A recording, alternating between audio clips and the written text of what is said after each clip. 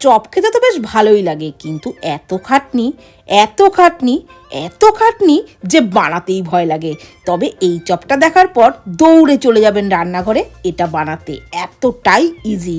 4 piece ব্রেডের ধারের অংশগুলো কেটে বাদ দিয়ে ছোট টুকরো করে কেটে একটা বোলের মধ্যে নিয়ে হাত দিয়ে একদম গুঁড়ো তৈরি করে নিলাম। তারপর ওর মধ্যে দিয়ে দিলাম সিদ্ধ আলু গ্রেট করে, পেঁয়াজ কুচি, কাঁচা লঙ্কা কুচি, গ্রেট করা আদা রসুন, পরিমাণ মতো লবণ, একটু লঙ্কার গুঁড়ো, আর দিয়ে দিলাম গরম মশলার গুঁড়ো আর ধনে গুঁড়ো, দিয়ে দিলাম ধনে পাতা কুচি। তারপরে সমস্ত কিছু খুব ভালো করে মেখে নিলাম।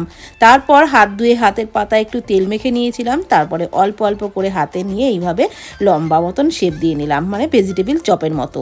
এবারে ব্রেড ক্রামসের মধ্যে কোট করে এগুলোকে কড়াইয়ে সাদা তেলের মধ্যে ভেজে নিলেই তৈরি হয়ে যাবে দারুণ মুচমুচে ব্রেড চপ। এত সহজ আর এত টেস্টি, তাহলে কেন এত বেকার খাটতে যাব বলুন তো? এখন থেকে এটাই বানিয়ে খাবো।